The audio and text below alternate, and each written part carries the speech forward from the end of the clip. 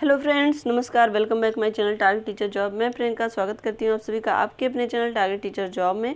दोस्तों, आज हम बीएड प्रथम वर्ष द्वितीय प्रश्न पत्र बचपन में विकास के विषय में पढ़ेंगे और आज इसके अंतर्गत एक बहुत ही महत्वपूर्ण टॉपिक के विषय में हम बात करेंगे। तो चलिए देखते हैं। इसमें क्वेश्चन है, जीन पियाजे द्वारा दिए गए संज्ञानात्मक विकास सिद्धांत का वर्णन कीजिए। ये आपके डीडी यूनिवर्सिटी 2019 में पूछा हुआ क्वेश्चन है। जीन पियाजे संज्ञानात्मक विकास का सिद्धांत, ये आपके डीडी यूनिवर्सिटी 2016, 2017 और 19 में पूछा हुआ क्वेश्चन है। तो दोस्तों, ये आपका लेक्चर नंबर 25। तो चलिए देखते हैं आंसर। दोस्तों, इस टॉपिक से आपके TET, super TET, C TET हर एग्ज़ाम में क्वेश्चन पूछे जाते हैं, इसलिए ये टॉपिक आप बहुत ही ध्यान से पढ़िए। तो चलिए देखते हैं। इस सिद्धांत का प्रतिपादन पियाजे ने 1920-30 ईस्वी में किया था, परंतु उनके सिद्धांत की गहरी छाप इस सिद्धांत के संशोधित रूप 1970 में पड़ी। तो दोस्तों, यहाँ पर हम देखें कि इसका प्रतिपादक पियाजे ने 1920 से 30 ईस्वी में किया था, जब उन्होंने इस सिद्धांत को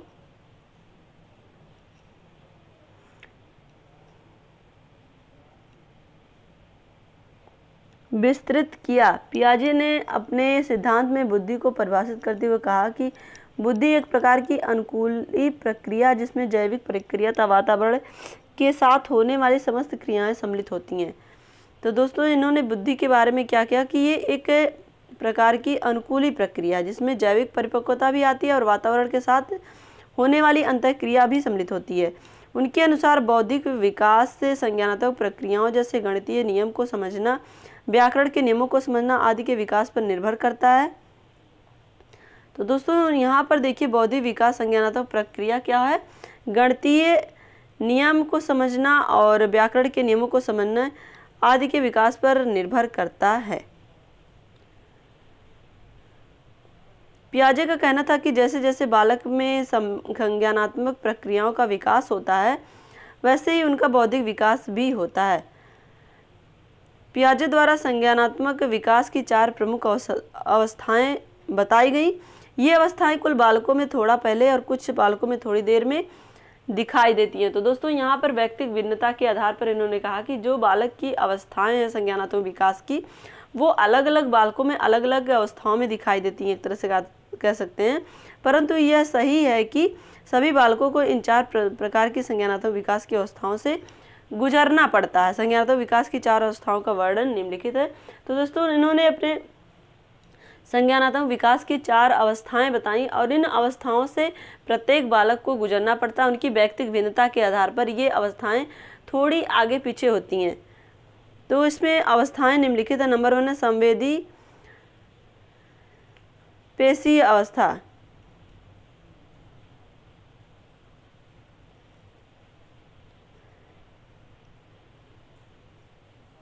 यह अवस्था जन्म से लेकर 2 वर्ष की आयु तक चलती है। इस अवस्था में शिशु मुख्यतः 2 प्रकार की प्रक्रियाओं की ओर प्रेरित होता है।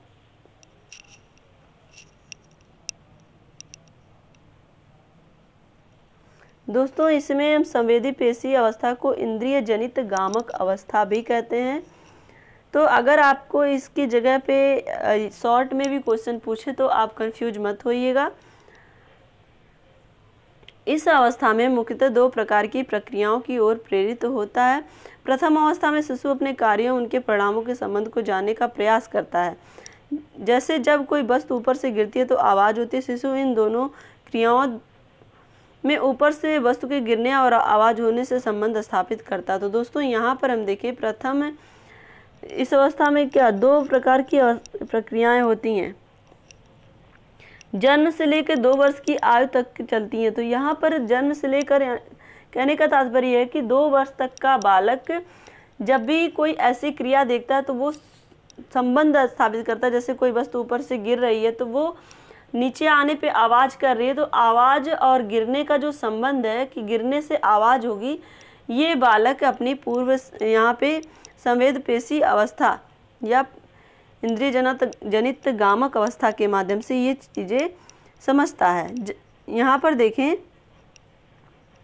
जिससे शिशु में संज्ञानात्मक प्रक्रिया का विकास होता है। द्वितीय अवस्था में बच्चे अपने आप को वातावरण की अन्य वस्तुओं से अलग करना भी सीख लेते हैं। इस अवस्था में बालक अनुकरण का व्यवहार करना शुरू कर देता है। इसके बाद साथ ही प्रत्यक्षीकरण के द्वारा उसमें ऊंचाई, दूरी आदि का ज्ञान विकसित होने भी शुरू हो जाता है। इस अवस्था में शिशु में वस्तु अस्थायित्व का गुण भी विकसित हो जाता है। 4 से 8 महीने की अवधि में यहाँ पर हम देखें, शिशु वस्तु को उलटने पलटने तथा छूने पर अपना ध्यान केंद्रित करता है। तो दोस्तों 4 से 8 महीने के बच्चे जो बैठना शुरू कर देते हैं तो कहीं ना कहीं वो चीज़ों को उलटने पलटने और छूने में अपना ध्यान केंद्रित करते हैं। और 10 से 12 माह की आयु होते ही बालक प्रयत्न करने लगता है। और देखेंगे यहाँ पर 18 से 24 माह की आयु में शिशु वस्तुओं के बारे में चिंतन प्रारंभ कर देता है। तो दोस्तों यहाँ पर हम देखें 18 से 24 माह की जो आयु है, एक तरह से बालक अब 2 साल का होने वाला है। तो 2 साल में वो अपना चिंतन, एक तरह से उसके अंदर थोड़ी थोड़ी चीज़ों के बारे में समझ विकसित होने लगती है। वो चीज़ों को समझने लगता है। आंखों के सामने वस्तु के ना होने पर उसकी आंखों के सामने वस्तु का अस्तित्व बना रहता है। तो एक तरह से यहाँ पर हम देखें, बालक धीरे धीरे उन सब चीज़ों को समझने लगता है। इस अवस्था में शिशु में तरह तरह के कार्यों को करने, उनके परिणामों को प्रेक्षित करने की प्रवृत्ति बढ़ती है। तो देखो दोस्तों, यहाँ पर हम बात करें किस तरह से बालक अलग अलग तरह के कार्यों को, सामान को उलटना पलटना और साथ ही उसको फेंकना, उसको पकड़ना, ये सारी चीज़ें दौड़ भाग थोड़ी बहुत शुरू हो जाती है, क्योंकि वो उस समय चलना शुरू कर देता है। तो जो भी चीज़ें आंखों के सामने वस्तु के ना होने पर उसकी आंखों के सामने वस्तु का अस्तित्व बना रहता है। तो दोस्तों उसे वो चीज़ें समझ में आने लगती हैं। अगर वो चीज़ सामने से हट भी जाए तो वो उस चीज़ों को इशारा करके ढूंढता, या फिर कह सकते हैं हम कि वो उसके लिए रोना भी शुरू कर सकता है। यहाँ पर हम देखें तो ये सारी चीज़ें वो सर्च करना शुरू कर देता है, जो चीज़ उसे नहीं दिखाई देती। तो इसलिए पियाजे ने शिशु को एक नन्हे वैज्ञानिक का नाम दिया। क्या कहा? एक नन्हे वैज्ञानिक। दोस्तों पियाजे की जगह पे इंग्लिश में एक पाइगेट लिखा रहता है, तो पियाजे, पाइगेट, ये सारे नाम एक ही हैं। तो कहीं भी ऐसा है तो आप इन सब चीज़ों का ध्यान रखिएगा। नंबर 2 देखते हैं, पूर्व संक्रियात्मक अवस्था। पूर्व संक्रियात्मक अवस्था 2 वर्ष की अवस्था से प्रारंभ होकर 7 वर्ष तक चलती है। इस अवस्था में बालक नई सूचनाओं और अनुभवों का संग्रह करता है। इस अवस्था के 2 भाग होते हैं, प्राक संप्रत्यात्मक अवधि और अंतर्दर्शी अवधि। प्राक संक्रियात्मक अवधि में 2 वर्ष से 4 वर्ष तक की होती है। तो दोस्तों यहाँ पर हम देखें, पूर्व संक्रियात्मक अवस्था को भी 2 भागों में विभक्त किया गया। ये पूर्व संक्रियात्मक अवस्था जो होती है वो 2 से यहाँ पे 7 वर्ष की आयु तक चलती है। और यहाँ पर हम देखें तो 2 से जो 4 वर्ष की आयु होती है तो इसमें प्राक संक्रियात्मक अवधि होती है, और 4 से आगे हम देखते हैं तो 2 से 4 वर्ष तक की आयु होती है, ये होती है प्राक संप्रत्यात्मक अवधि। यह एक परिवर्तन की अवस्था है जिसे खोज की अवस्था भी कहा जाता है। इस अवस्था में बालक सूचकता विकसित कर लेता है। सूचकता से तात्पर्य यह है कि इस अवस्था में बालक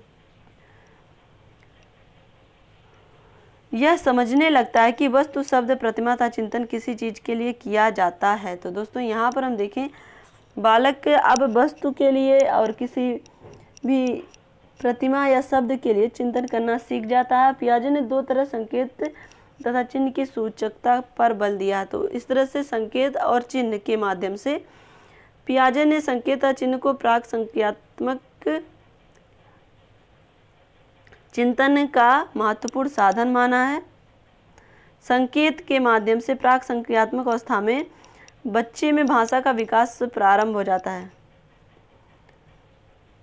बालक विभिन्न घटनाओं तथा कार्यों के संबंध में क्यों तथा कैसे जानने में रुचि रखता है। तो दोस्तों यहाँ पे क्यों और कैसे के प्रश्न बालक पूछना शुरू कर देता है। इनमें बड़ों का अनुकरण करने की प्रवृत्ति होती है। बालक बड़ों का अनुकरण यानी बड़ों के बातों को फॉलो करना या बड़ों के चाल को फॉलो करना या बड़ों के व्यवहार को फॉलो करने पर ध्यान देने लगता है। उसमें बड़ों का अनुकरण करने की प्रवृत्ति होती है। पूर्व संक्रियात्मक अवस्था में भाषा विकास का विशेष महत्व है। और यहाँ पर भाषा विकास कहने का तात्पर्य यह है कि इस अवस्था में बालक के जो भी भाषा है वो क्लियर होने लगती है धीरे धीरे। अब हम आगे देखते हैं।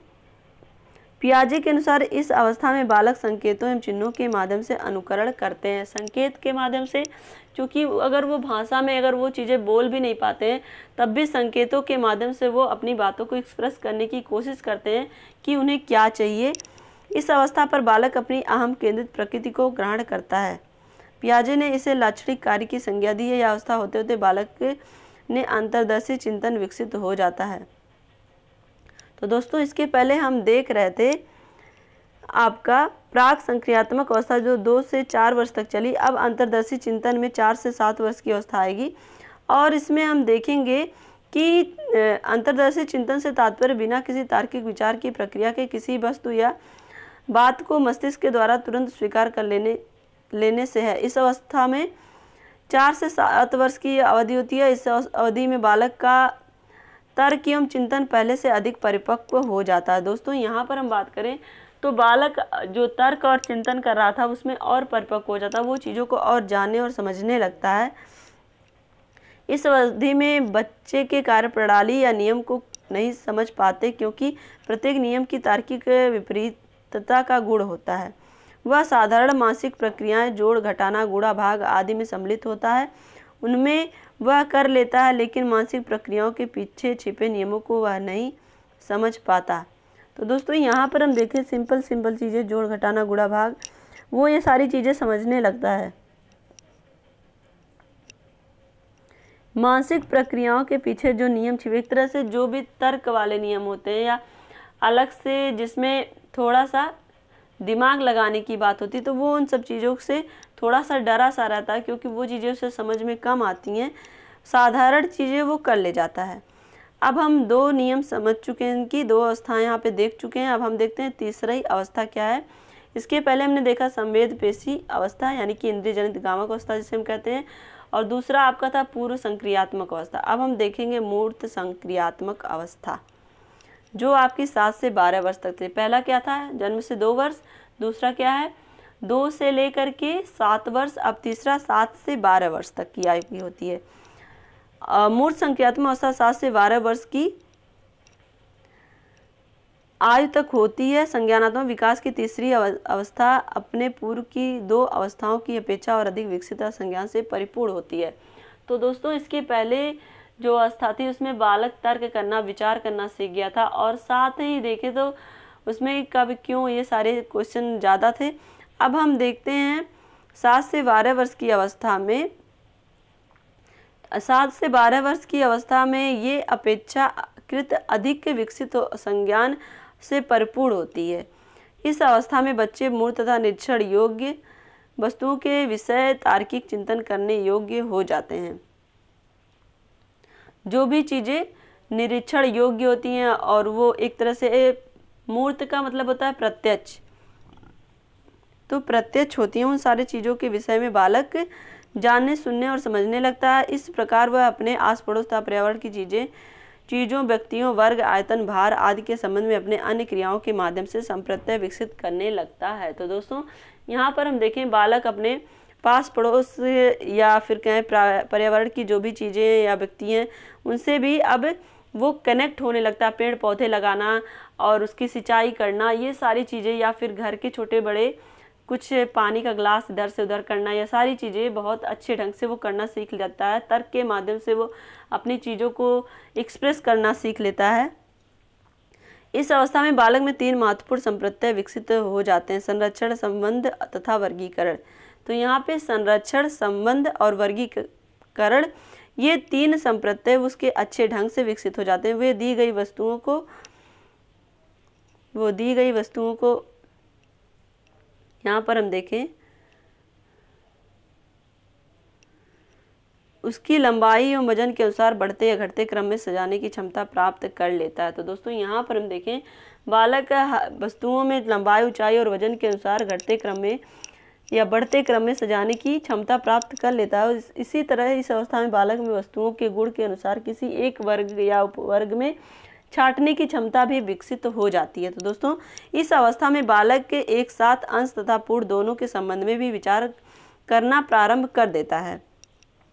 अर्थात बालक में यह योग्यता विकसित हो जाती है कि वह वस्तु को कुछ भागों में विभक्त कर सके तथा उन भागों से संबंधित समस्याओं पर तार्किक चिंतन कर सके। तो दोस्तों, यहाँ पर हम बात करें, बालक डिवाइड करके चीज़ों को समझने की कोशिश करता है कि किस तरह से छोटी छोटी चीज़ों को करके वो समझना और सीख सकता है, या किसी कार्य को भी इसी तरह से वो करना सीख जाता है और उसके बारे में तार्किक चिंतन भी करने लगता है। मूर्त संक्रियात्मक की अवस्था में बालकों में आत्मकेंद्रित प्रवृत्ति कम होने लगती है, वे अपने बाह्य जगत को अधिक महत्व देना प्रारंभ कर देते हैं। तो दोस्तों, यहाँ पर हम देखें, इसके पहले की जो अवस्था थी मूर्त संक्रियात्मक अवस्था, या ये मूर्त संक्रियात्मक अवस्था ही आप पढ़ रहे हैं, इसके पहले की जो अवस्था है पूर्व संक्रियात्मक अवस्था। तो पूर्व संक्रियात्मक अवस्था में बालक खुद में ही व्यस्त रहता था, खुद में ही ज़्यादा समय बिताने की। लेकिन जब हम मूर्त संक्रियात्मक अवस्था की बात करें तो वहाँ पर बालक बाह्य जगत को अधिक महत्व देना प्रारंभ कर देता है। इतना होने के बावजूद भी इस अवस्था में कुछ दोष पाए जाते हैं। जैसे इस अवस्था में बालक मानसिक संक्रियाएं तथा तभी कर पाते हैं जब वस्तु मूर्त रूप से उपस्थित की गई हो। तो यहाँ पर मानसिक संक्रियाएं वो तभी करता है जब वो वस्तु उसके सामने हो। और ब्राउन तथा कुक के अनुसार मूर्त संक्रियात्मक अवस्था बहुत क्रमबद्ध नहीं होती है। किसी समस्या के तार्किक रूप से संभावित सभी समाधानों के बारे में बालक नहीं सोच पाता। तो दोस्तों, यहाँ पर भी बालक कहीं ना कहीं अटक जाता है, जो कि उस तार्किक क्षमता की बात होती है, तो वो कभी कभी नहीं बता पाता है। तो यहाँ पर हम देख चुके हैं नंबर 3 तक मूर्त संक्रियात्मक अवस्था तक, क्योंकि मूर्त संक्रियात्मक अवस्था में बालक की जो अपनी क्षमता होती है वो चीज़ों को वर्गीकरण से होता है और संबंध से होता है और संरक्षण से होता है। तो ये सारे 3 तत्व जो हैं वो उसके महत्वपूर्ण हो जाते हैं। और साथ ही अगर हम बात करें, बालक मूर्त संक्रियात्मक अवस्था में बहुत क्रमबद्ध नहीं होता है। किसी समस्या के तार्किक रूप से संभावित सभी समाधानों के बारे में बालक नहीं सोच पाता है। तो हम देखते हैं नंबर 4 औपचारिक संक्रियात्मक अवस्था। ये आपका औपचारिक संक्रियात्मक अवस्था, जो कि लास्ट अवस्था पियाजे द्वारा बताई गई अवस्थाओं में। इस अवस्था में संज्ञान विकास की अंतिम अवस्था जो 12 वर्ष के बाद प्रारंभ होती है।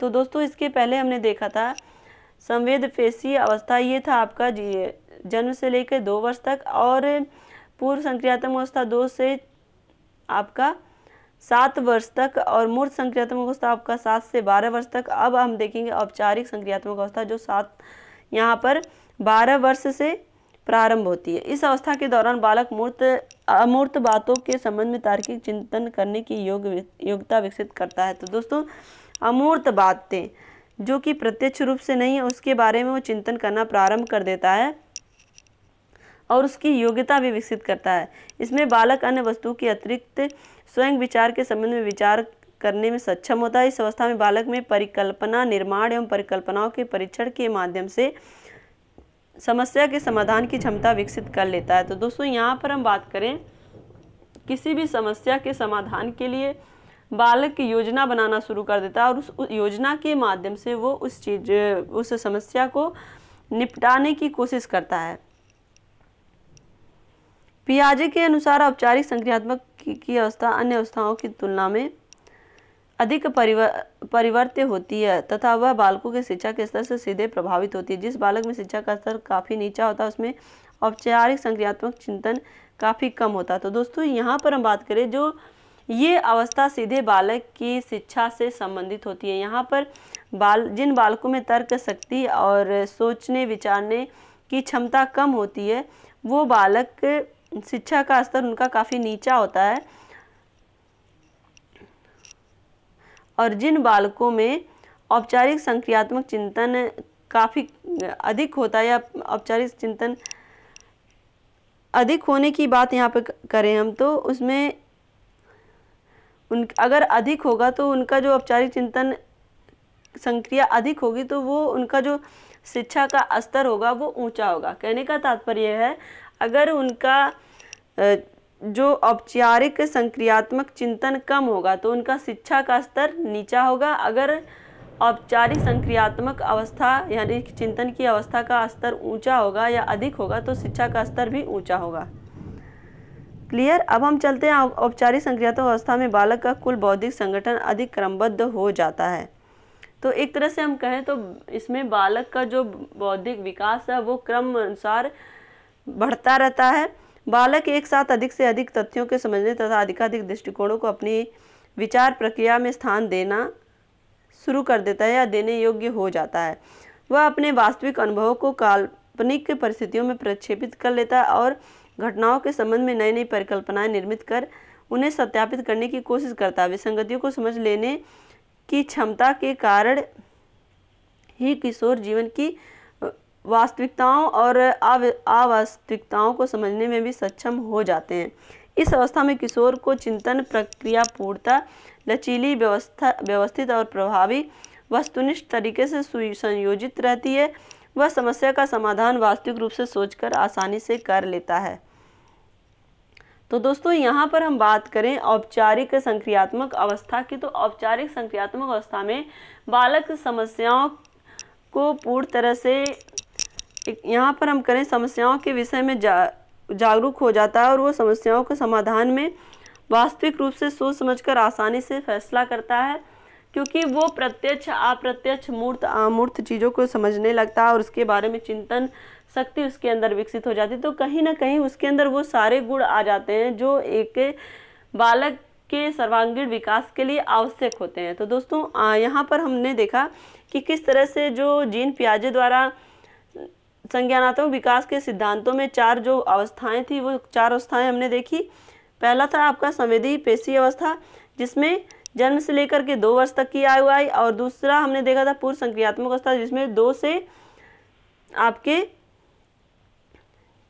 2 से 4 वर्ष तक की आयु आई थी, और इसमें हमने देखा था 2 से 4 वर्ष तक की आयु तो प्राक संक्रियात्मक अवधि थी, बल्कि इसमें 2 से लेकर 7 वर्ष तक की आयु थी, जिसमें आपके 2 से 4 वर्ष तक की आयु प्राक संक्रियात्मक अवस्था थी और 4 वर्ष से लेकर के 7 वर्ष तक की आयु अंतर्दर्शी चिंतन से तात्पर्य था, उसमें चिंतन से संबंधित अवस्था थी।